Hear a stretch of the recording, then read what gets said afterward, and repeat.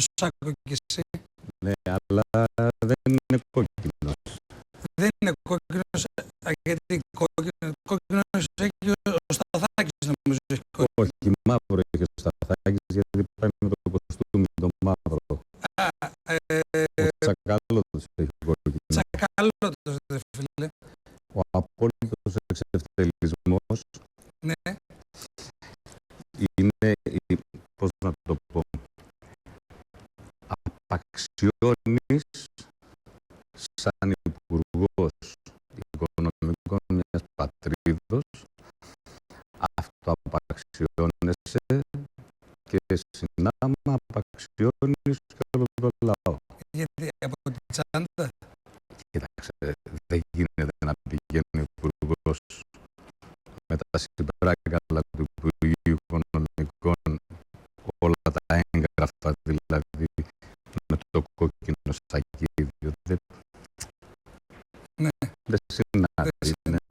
Καταρχάς, καλώς ήρθες. Ευχαριστώ λίγο. Να είσαι καλά, σε ευχαριστώ πάρα πολύ.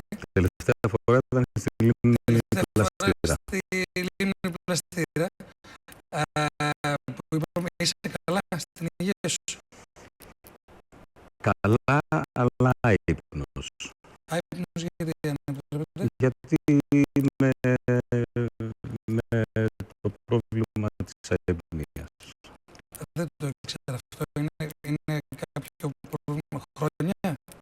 Χρόνια, ναι. Κοιμάμαι περίεργες ώρες, καθόλου για 2 μέρες. Καθόλου για 2 μέρες. Προσπάθησες να το λύσεις και ιατρικά αυτό και δεν λύνεται. Όχι. Προσπαθώ να τα βρω με τον εαυτό μου. Πήγες καθόλου σε ψυχολόγο, έχεις πάρει φάρμακα. Προσπαθώ να κάνω αυτοψυχολογία. Αυτοψυχολογία. Νομίζω ότι αποκλείται να πηγαίνεις σε ψυχολόγο εσύ. Δεν θα μπορούσε να με βοηθήσει, ξέρεις γιατί, διότι το μυαλό βρίσκεται σε υπερδιέγερση, διότι του καλλιτέχνη οι κεραίες είναι μονίμως σηκωμένες, με συνέπεια αυτό που συμβαίνει τριγύρω σου να το εισπράττεις, να το επεξεργάζεσαι και το μυαλό βρίσκεται μονίμως σε επεξεργασία.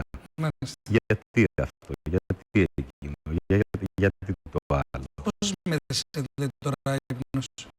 Κοιμήθηκα 5 ώρες μετά από 1,5 μέρα ύπνιας. Και οι γιατροί τι λένε, ότι δεν λύνεται αυτό, ας πούμε? Πρέπει να πας στους γιατρούς για να σου το πούνε. Εσύ με τους γιατρούς δεν τα πας καλά? Δεν έχω πάει για να το συζητήσω. Μήπως τελικά σ' αρέσει να έχεις πρόβλημα? Όχι, δεν μ' αρέσει να έχω πρόβλημα. Ξέρεις, είναι μερικοί άνθρωποι που η απόλυτη ευτυχία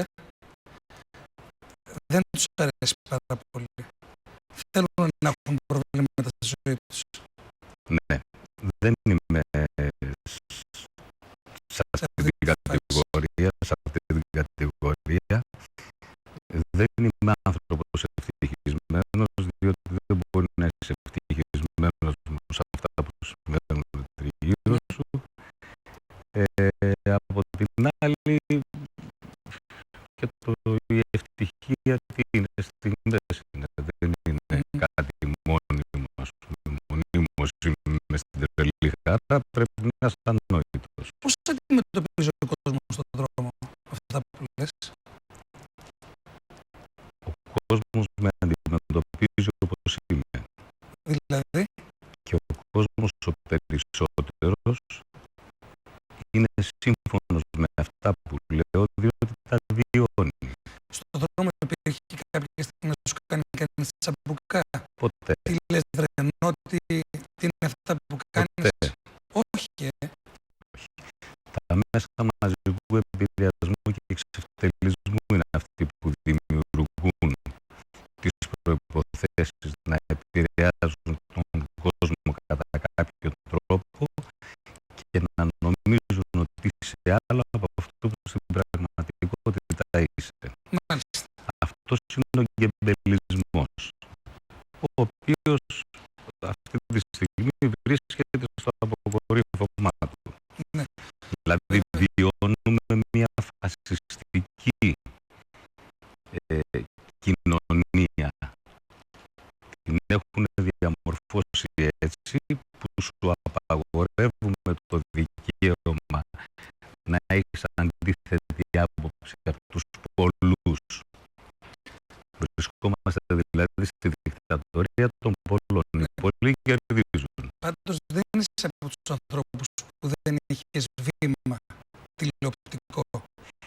Έχουν ανάγκη τις πολλές φωνές, όποιες και αν είναι, αρκεί να κάνουν ακροματικότητα ή θεαματικότητα. Όχι, τώρα πλέον αν είναι τα λόγια να είναι τόσο σκληρά ώστε να κάνουν κακό και να δημιουργούν επαναστατικές φυσιογνωμίες, δεν χρειάζονται τέτοια νούμερα. Ποιες επαναστατικές φυσιογνωμίες και ποια επανάσταση, σε ποιον λαό επανάσταση, με ποιον λαό επανάσταση?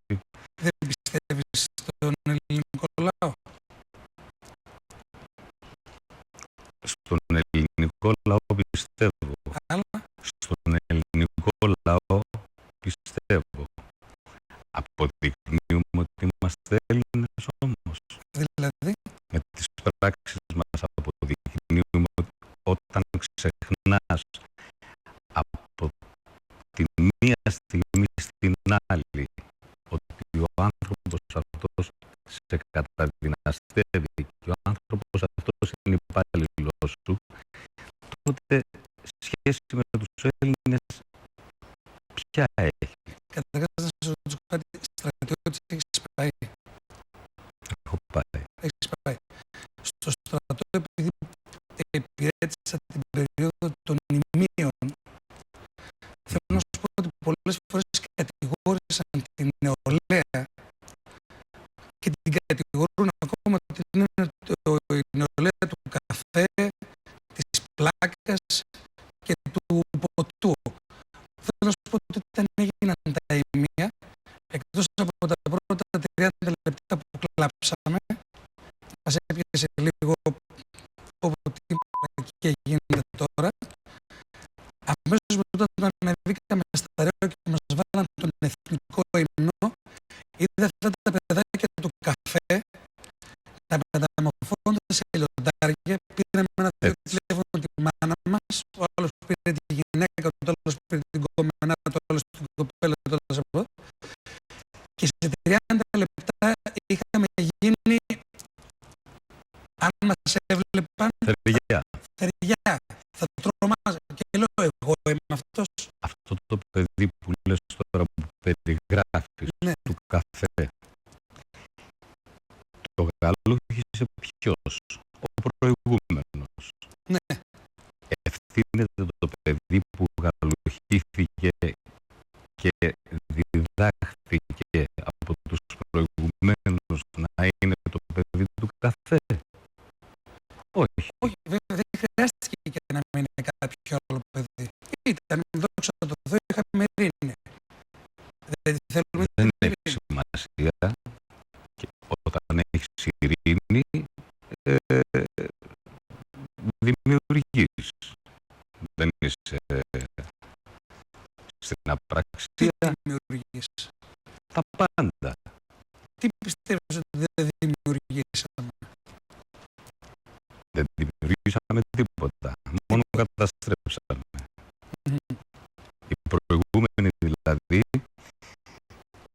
παρέλαβαν από τους προπροηγούμενους καμένη γη και παρέδωσαν στους επομένους καμία γη. Μάλιστα. Αυτή τη στιγμή δηλαδή η γη που πατάμε, που ονομάζουμε Ελλάδα, Ελλάδα δεν είναι, διότι δεν ανήκει στον λαό που την κατοικεί. Βρισκόμαστε κάτω από κατοχικό καθεστώς, απλά δεν θέλουμε να το παραδεχθούμε,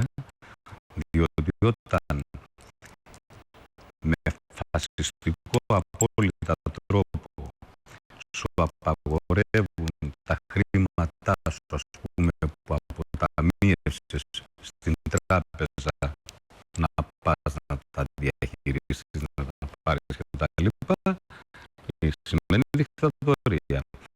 Όταν σου απαγορεύουν να έχεις γνώμη και σε περιγελούν ότι έχεις γνώμη παντός επιστητού, συνεπάγεται φασισμός. Όταν δημιουργούν προϋποθέσεις πτώχευσης της πατρίδος και του λαού, είναι δικτατορία. Δεν είναι δημοκρατία. Λένε ότι οι χώρες έχουν τους πολιτικούς που τους αρμόζουν. Συμφωνείς σε αυτό? Ναι, συμφωνώ. Ναι. Εσύ... Ο κόσμος εδώ ψήφιζε τα προηγούμενα χρόνια Πασόκ, Νέα Δημοκρατία, Νέα Δημοκρατία, Πασόκ. Πασόκ ψήφισες ποτέ? Όχι, Γρηγόρη, δεν ψήφισα. Ούτε Νέα Δημοκρατία? Όχι, Γρηγόρη, δεν ψήφισα. Ούτε Πασόκ, ούτε Νέα Δημοκρατία. Έχω ψηφίσει μόνο μία φορά στη ζωή μου και ψήφισα αυτούς που βάλαν στη φυλακή ένα δίκο. Δηλαδή? Πρόσφατα δεν έβαλαν στη φυλακή ανθρώπους οι οποίοι ήταν εκλεγμένοι από τον ελληνικό λαό. Τη Χρυσή Αυγή. Τι προσβολή. Τη Χρυσή Αυγή εννοείς. Τι προσβολή. Ναι, αλλά νομίζω ότι οι κατηγορίες είχαν να κάνουν με οργάνωση, με εγκληματική οργάνωση και όλα αυτά. Αυτά πρέπει πρώτα να τα αποδείξεις και μετά να καταδικάσεις και να φυλακίσεις τους ανθρώπους. Δεν τους φυλακίσεις προκαταβολικά. Δικτατορία, φασισμός. Λένε φασίστες, οι φασίστες, τους φασίστες. Μάλιστα. Αυτό που συνέβη με τον Ρουπακιά που έχει δεχθεί η Χρυσή Αυγή, ότι υπήρξε εγκληματική πράξη. Την ζωή ο άνθρωπος, ο οποίος αφαιρεί τη ζωή άλλου ανθρώπου, πρέπει να την περάσει τιμωρημένο στη φυλακή. Άρα είσαι αντίθετος από την αποφυλάκηση του αυτή τη στιγμή? Εννοείται. Μάλιστα. Όταν έχει σκοτώσει έναν άνθρωπο και δεν τον έχει σκοτώσει εν θερμό, δηλαδή έγινε επεισόδια, ας πούμε, κάτι έκανε στο σπίτι σου κτλ., τότε πρέπει να μείνεις μέσα όλη σου τη ζωή. Άρα το γεγονός ότι βγήκε είναι κάτι που ούτε εσένα σου αρέσει και θεωρείς ότι... Όχι, δεν μου αρέσει, είναι άδικο. Είναι άδικο. Ναι. Μάλιστα. Το να φυλακίζεις όμως ανθρώπους χωρίς να τους έχεις περάσει από δίκη και να έχει αποδειχθεί η ενοχή τους για να φυλακιστούν, σημαίνει δικτατορία. Θα μπορούσες να πολιτευτείς με τη Χρυσή Αυγή, αν σου λέγανε? Δεν πολιτεύομαι με κανέναν, πολιτεύομαι μόνος μου, πολιτεύομαι με τους ανθρώπους που υπάρχουν τριγύρω μου.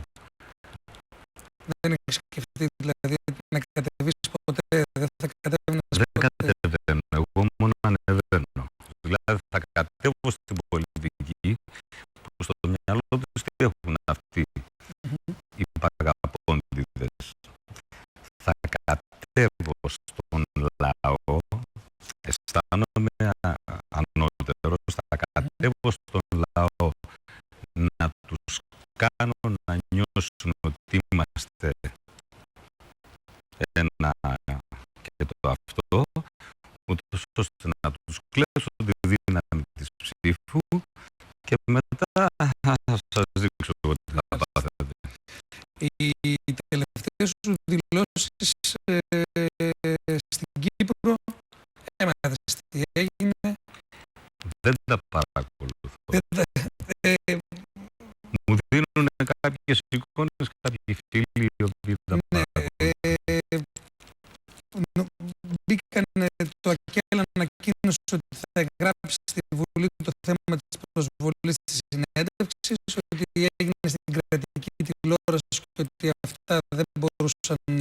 Πριν από 4 χρόνια μου έχουν ζητήσει συνέντευξη από το ΡΙΚ, Ναι. η οποία είναι να παρουσιαστεί αύριο, και την συνέντευξη την έκοψαν.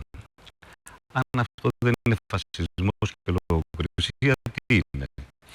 Και τώρα μου ξαναζήτησαν συνέντευξη την οποία έδωσα και το ΑΚΕΛ, όπως λες,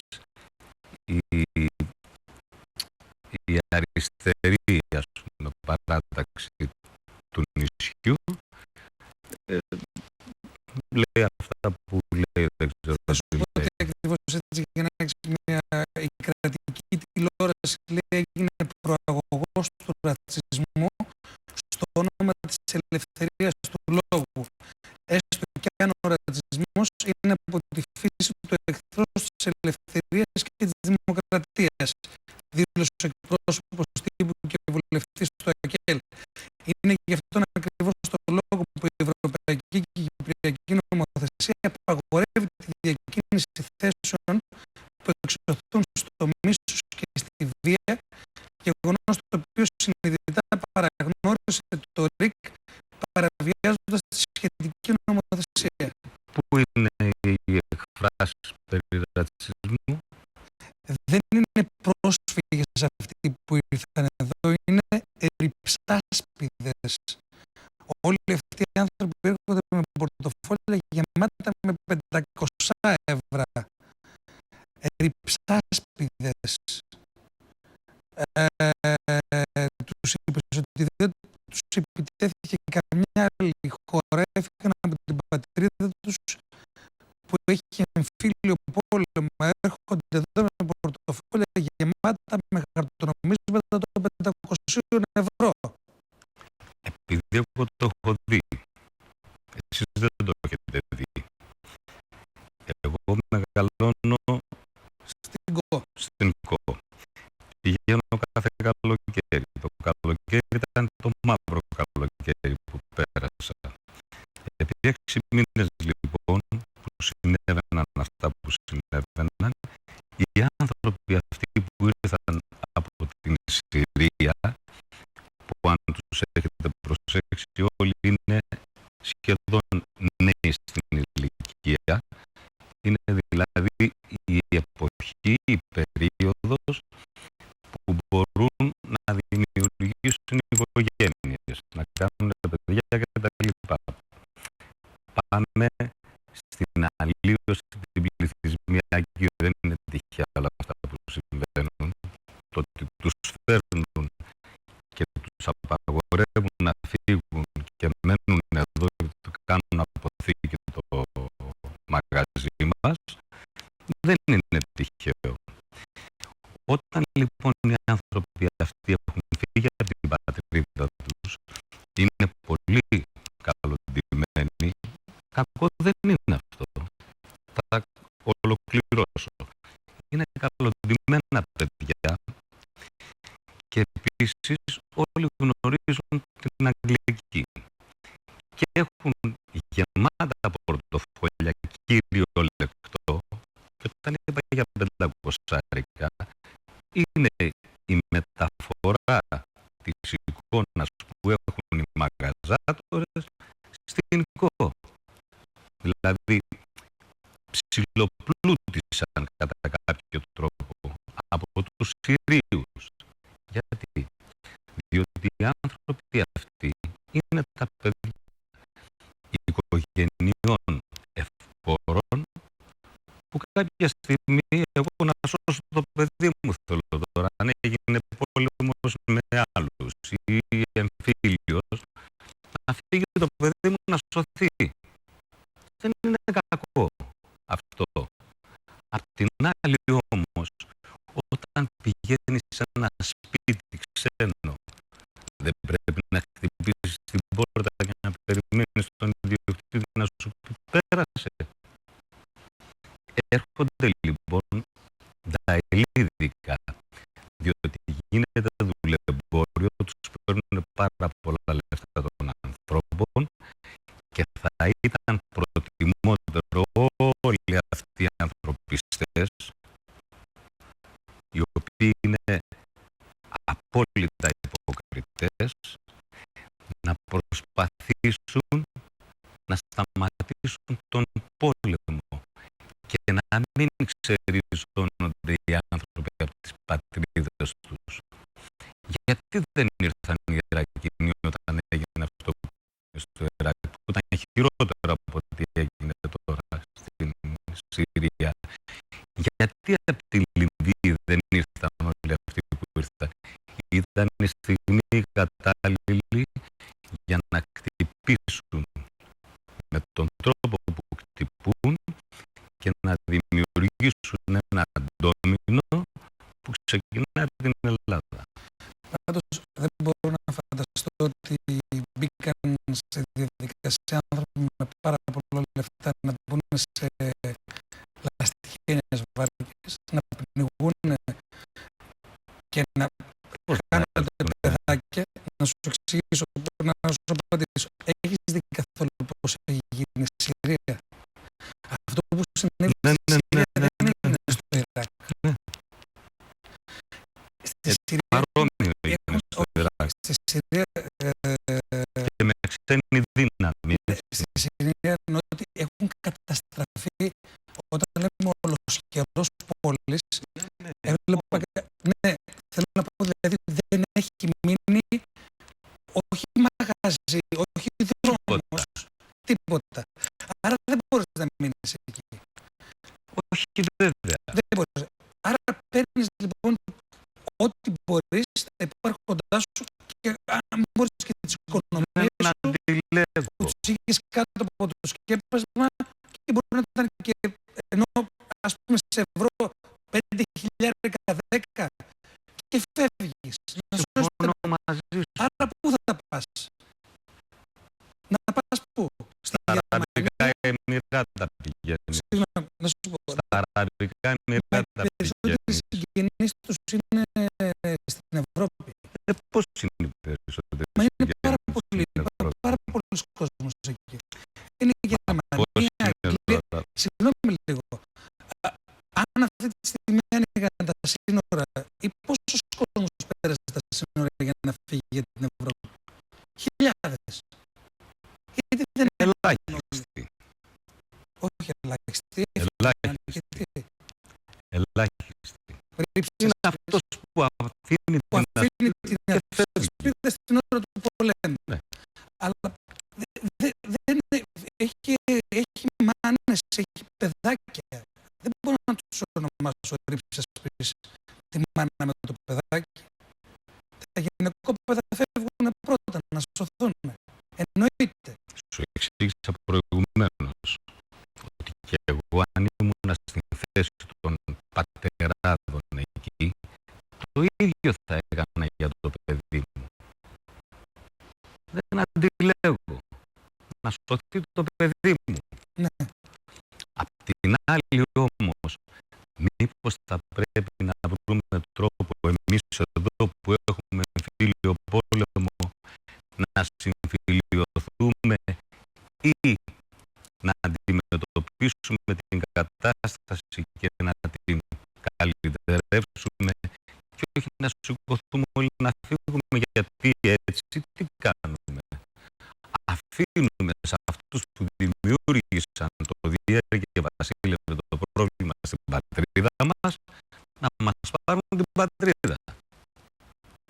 Τη Συρία δηλαδή, τώρα που την κατεδάφισαν, θα έρθουν οι ίδιες εθνικές, πολυεθνικές εταιρείες να την αναστηλώσουν και συγχρόνως να τους έχουν πάρει και οτιδήποτε υπάρχει στο επεδαφός τους. Αυτά είναι τα σχέδια. Μάλιστα. κοίταξε, συμφωνώ ότι ίσως η ιστορία πολλές φορές βοηθάει σε αυτά που λες και έχει δείξει σε πάρα πολλές περιοχές ότι έχουν συμβεί αυτά και αυτά.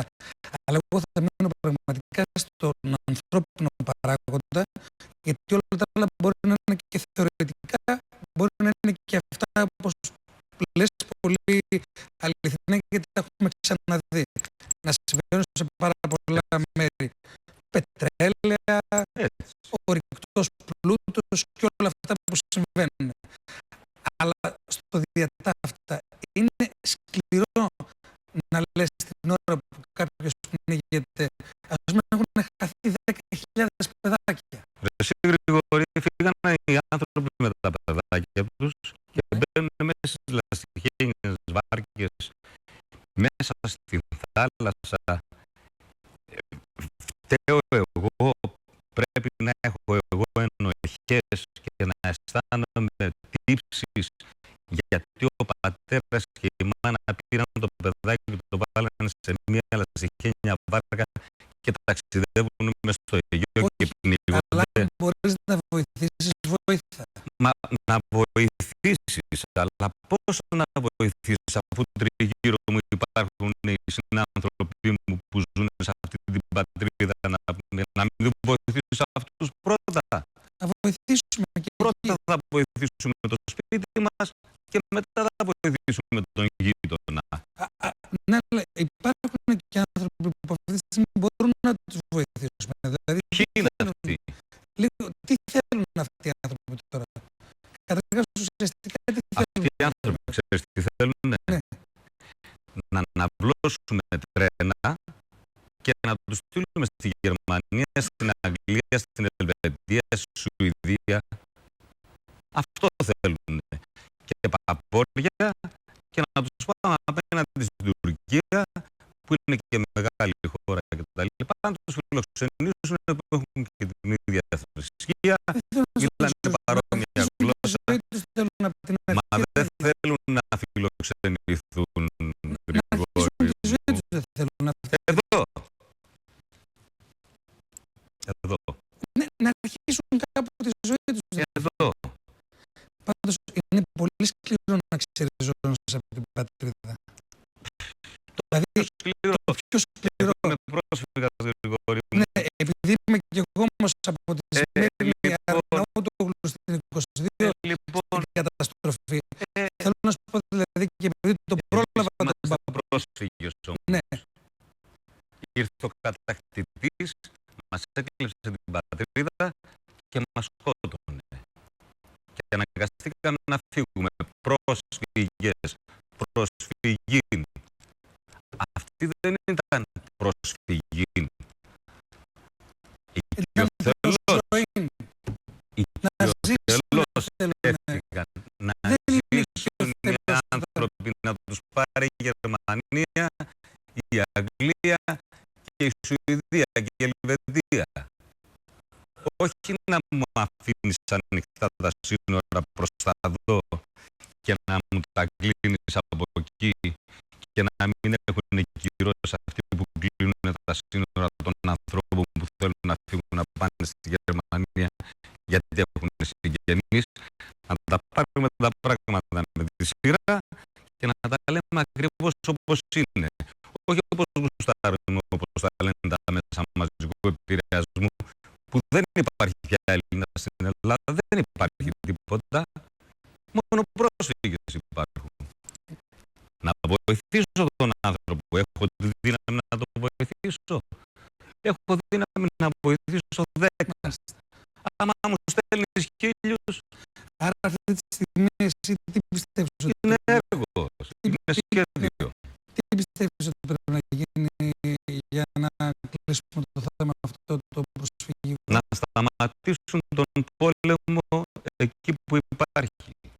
Και είναι πάρα πολύ εύκολο. Οι ίδιοι οι οποίοι κάνουν τους ανθρωπιστές είναι αυτοί που έχουν τις πολυεθνικές και πουλάνε όπλα.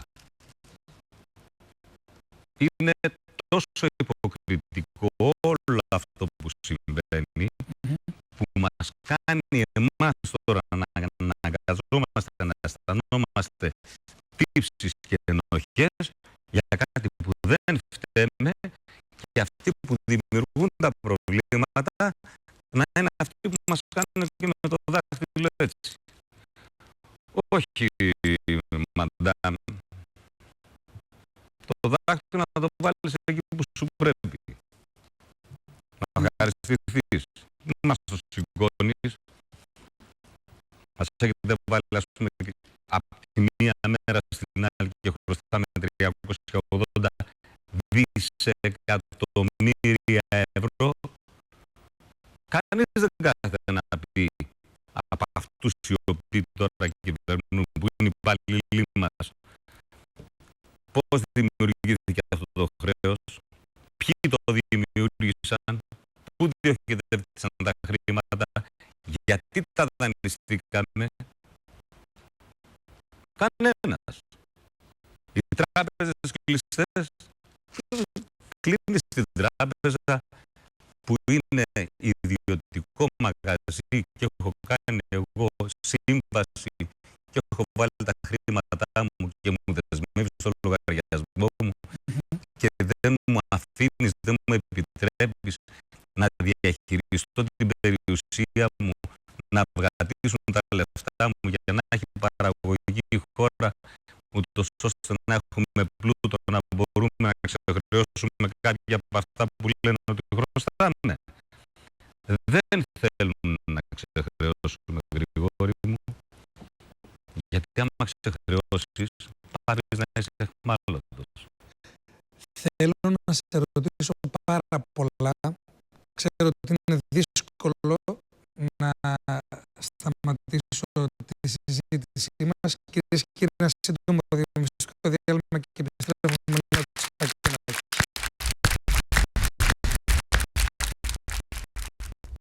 Παρακαλώ.